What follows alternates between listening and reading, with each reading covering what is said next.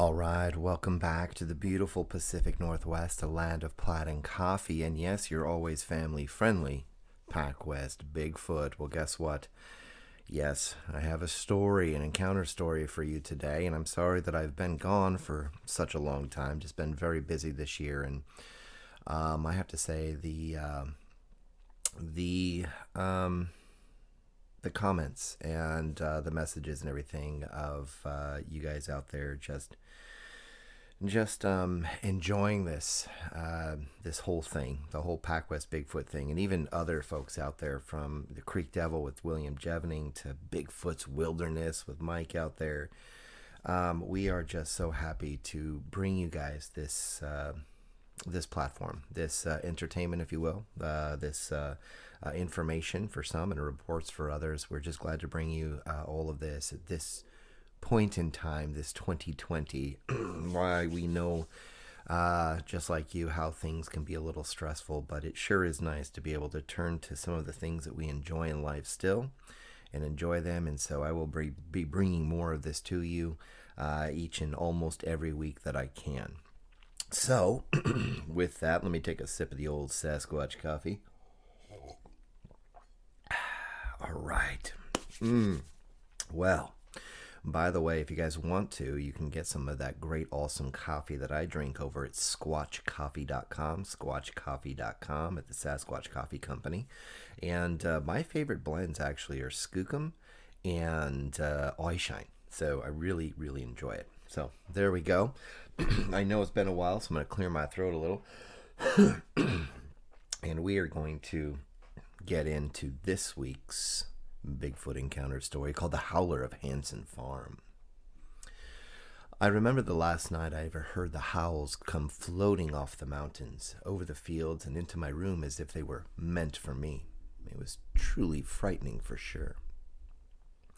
It was 1981, the last year we'd lived there. My dad had finally decided to sell the small farm to a young couple from up north, and we would move to town. And I have to say, I was happy about the fact. Very, very happy. See, listening to those howls throughout the night, here and there, was one thing. But seeing what made those bone-chilling noises, well, that was a whole other part of this reason for the happiness inside of me, knowing the fact my days were numbered here. The Howler. I was 13 years old at the time I first heard the howling. At first I believe it was a coyote, possibly wolves, knowing that my dad said they were not totally hunted to extinction in the area. There were just a few here and there still living, roaming and hunting the mountains and the valleys that surrounded our farm. My dad, while wrong occasionally, was a very knowledgeable man, a trusted man by me and my mother and our friends, and he was a loving dad too. But once in a while, he got it wrong, like in the case of the howling. They had purchased the farm nearly a decade earlier. I was about 4 years old when we moved outside of Wonder, Oregon to grow alfalfa. The farm did well, but it was a small farm, so we were on a pretty tight budget. So the fun things for me were mostly wandering around the farm and hillside of Wonder itself. I never once heard anything like the howling I started hearing then until I turned about 13. I know it was at least a year and a half of these things hooting and hollering back and forth. I had to listen to it at night. It was eerie, frightening. I could hardly stand it.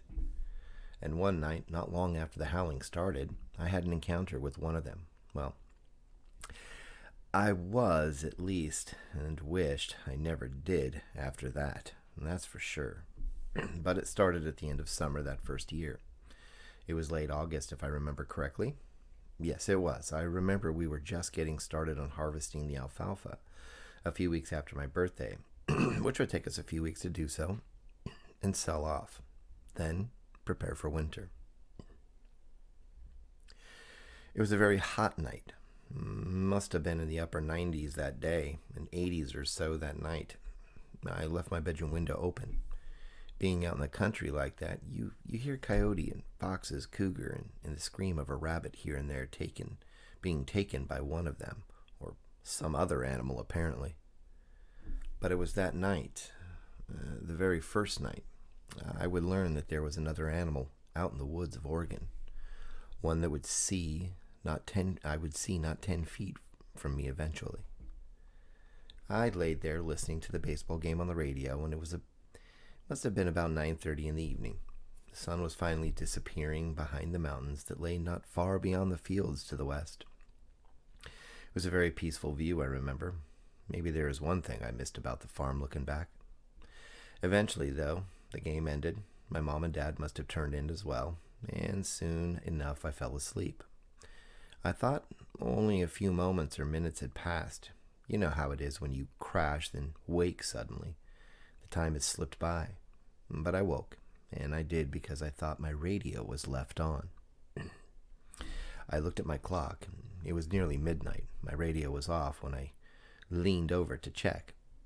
That is when I heard it, like an old fire alarm that his hand cranked. The sound grew and grew until as slowly as it came, it faded back into silence.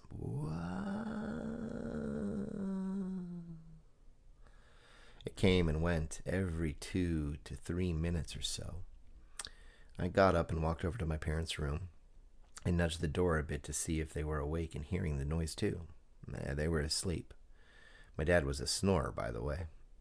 I pulled the door to and walked back to my room and stood for a few more by the window. Again, the howling continued every so often. However, more and more time would elapse between each one. And that is exactly what it sounded like a person making a howling sound. But they were really good at it, and loud. If you listened close enough, as I did, when it tailed off, it sounded, well, very human-like. Then it stopped. I closed my window after that and headed back to bed. The rabbit trail. Well, I had seen one once, but there was another incident that late October, after the howling started, that I felt like I was being followed while out hiking around after school one evening. I told my parents about the hollering, or yelling, if you will, and my dad did stay up one night and heard it too. But his answer was a coyote or wolf. Nothing in my young mind told me this to be true, but he was Dad, so I was somewhat comforted by the answer. The next day, I'd come home a bit late from school. Our school bus broke down, and parents had to come get us all the way into town. I had nothing to do. It was a Friday, late in the afternoon, but a start to the weekend anyway, and my mom said I could take a walk to my favorite spot in the woods. The reason being, I owned a .22 rifle. I know it was only 22, but I was a teenager. I don't think I needed a larger caliber rifle to practice with at the time. So there I was, heading out with my rifle in hand to a large open area just a bit southeast of the house. I walked up the trail, soon disappeared into the tree line, moving along at a pretty slow pace, actually. I was in no hurry, at least not at that point, but I would be, and for a very different reason. Something started following me. The trail was, I recall, about 75 yards or so long. It was pretty much straight up a not-so-steep incline, but up the side of a low-lying hill nonetheless. It led to a large open area, as I said, one that was at least 50 yards itself wide and almost as long, like a large square space with stumps here and there where trees once stood.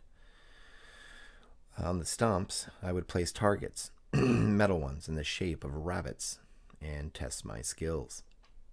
I had hardly hit the trail when I felt this weird, overwhelming sensation that something or someone was, watching me. I'm sure you get the feeling, if you've ever felt it before, you understand it. It's a charge to your body that causes everything from goosebumps to your heart beating almost out of your chest suddenly.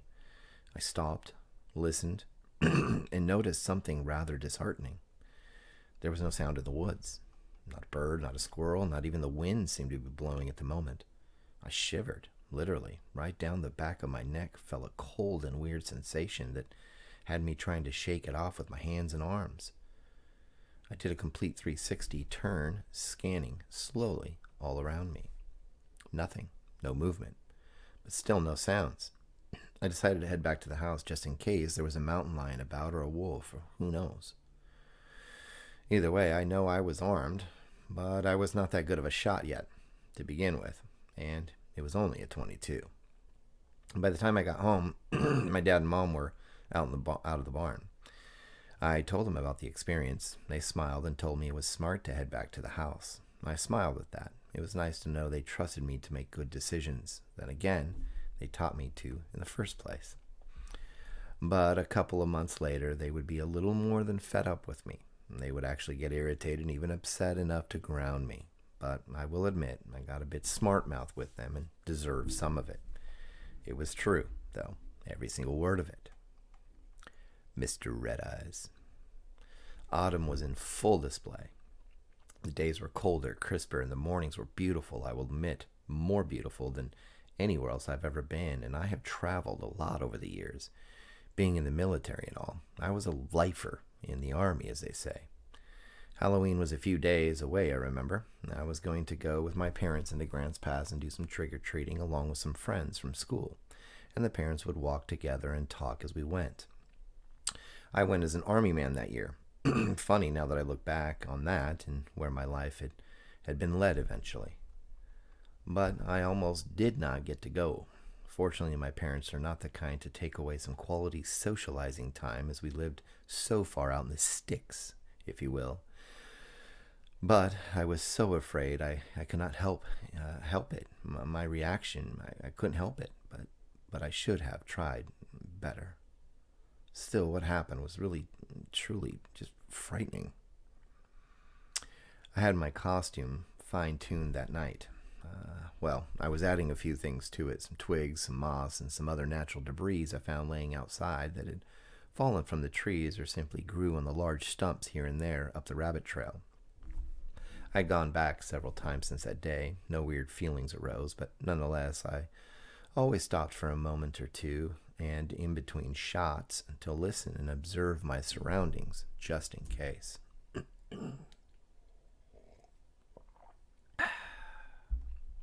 Apparently, it was still around, and thinking back now, some of those birds I'd heard were rather strange sounding, but at that point it seemed pretty normal to me. Maybe they do make bird calls after all. I don't know, but just saying. That night I was putting on the final touches to my army costume. And it was looking really good. More like a ghillie suit by the time I got done with it, actually. But I finished, said my goodnights, and headed to bed. I left the curtains open, the window shut. It was cold that night. Earlier, while out taking the garbage after dinner, I could see my breath. Later that night, I could see someone else's breath outside my window. It was well after 11 p.m., for sure, nearly midnight, more like it. I was awake. Sometimes you do that, and you start to move or change positions, and you sort of come to for just a bit. I did just that. Suddenly, after I turned over a bit, my eyes went wide. I just seen something I thought something not normal. I slowly turned my head back towards the window, and there they were. 2 glowing red orb-like lights. At first I thought they were just the reflections of something in my room bouncing off what little moonlight came from the corners of the window itself.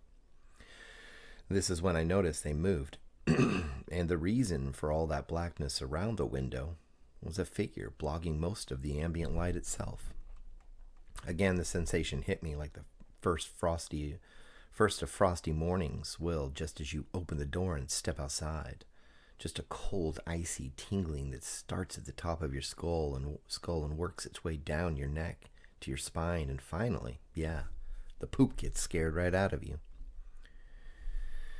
Those eyes were menacing, and as my own eyes finally started adjusting to the ambient light outside and inside, I saw a monster, a literal monster. Massive. It filled up most all of the window, blocking most all the light from behind it. It was covered in what I think and looked like dark, long, and wavy hair that seemed to move in unison with the apparent breeze outside.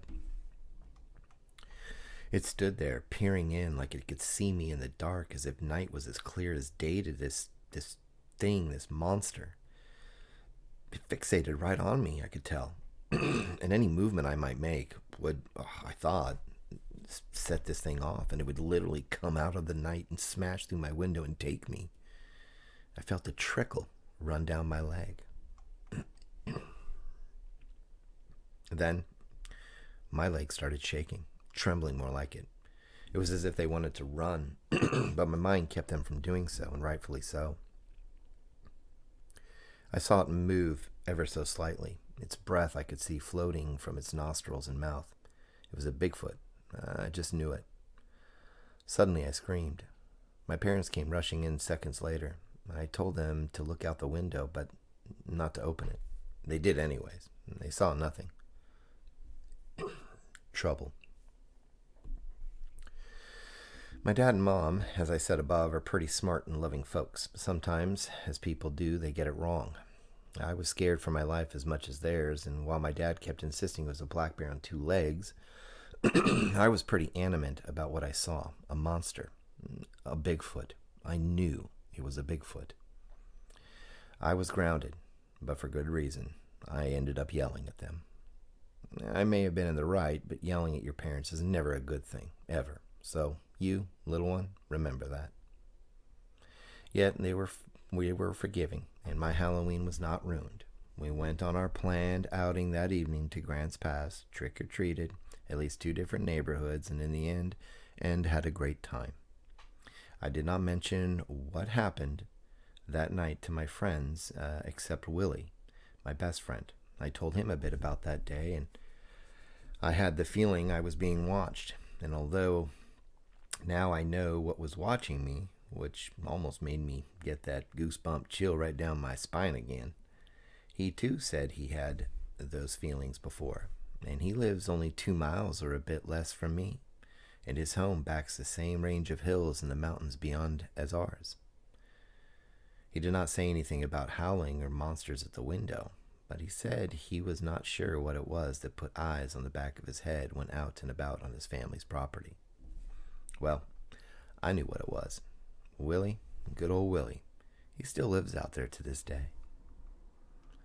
Memories of howling. A year later, and we moved into town. I was happy and glad. I hid the fact as though I knew my mom and dad were really, really sad to be leaving the farm and the farming life for good. But I was glad to be free of monsters in the woods. Memories flash briefly today, when and after a dream of the howling from a long time ago comes to me.